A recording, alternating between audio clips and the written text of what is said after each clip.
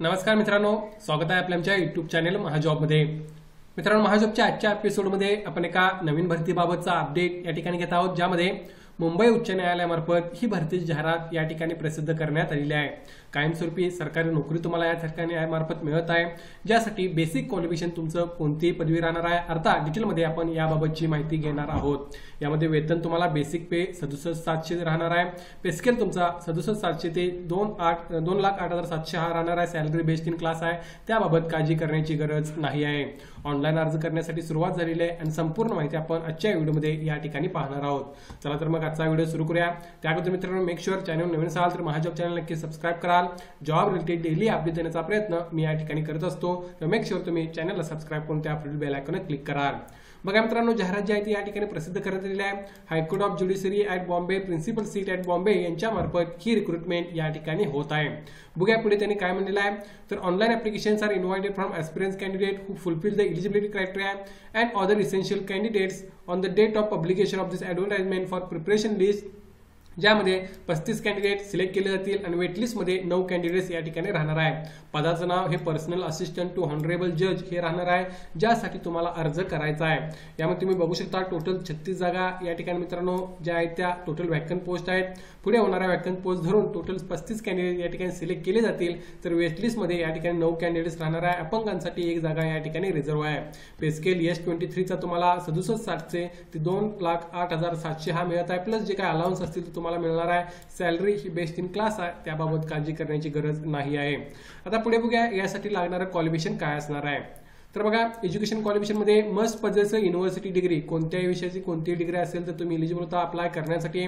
However जर तुम्ही However, this condition may be relaxed if the candidate is working as stenographer, lower grade for not less than 10 years, or stenographer, higher grade, not less than 8 years in the High Court. थोडक्यात ही condition relax केली जाईल जर तुम्ही already steno म्हणून काम करत असाल, तर ज्यामध्ये लोअर ग्रेडमध्ये काम करत असाल तर कमीत कमी 10 वर्षाचा एक्सपिरियन्स पाहिजे आणि हायर ग्रेडमध्ये 8 वर्षाचा। हायकोर्टमध्ये किंवा other court or tribunal or offices of advocate general or government pleasure असेल तर तुम्ही अप्लाय करू शकता।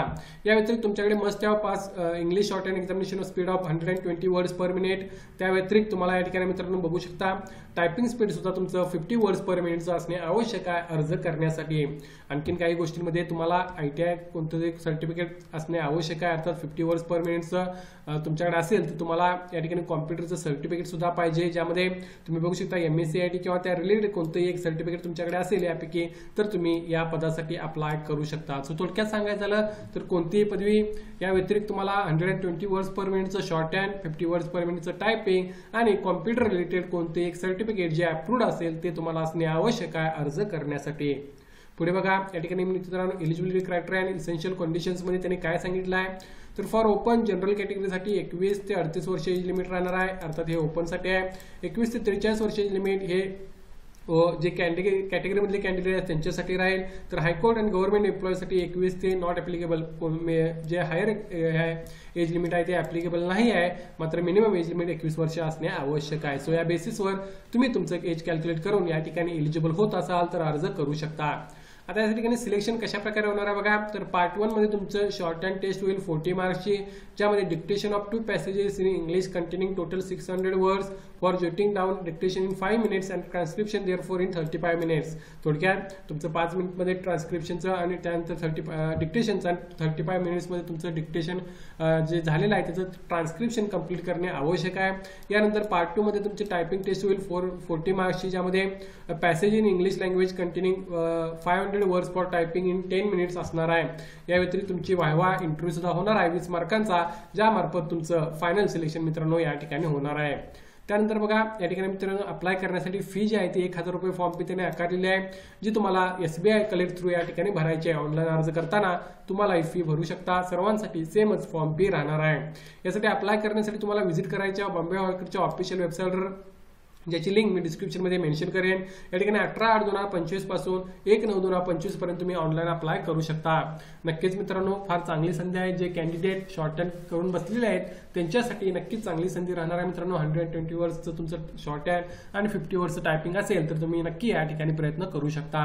या भरतीबाबत काय डाऊट असेल तर कमेंट करून विचारा। व्हिडिओस नक्की लाईक करा। अशाच प्रकारचे डेली अपडेट मी या ठिकाणी देत असतो। येणाऱ्या काळातील सर्व अपडेट्स तुम्हाला या ठिकाणी पाहता येतील, त्यासाठी मेक शुअर तुम्ही चॅनलला सबस्क्राईब करून ठेवा। धन्यवाद।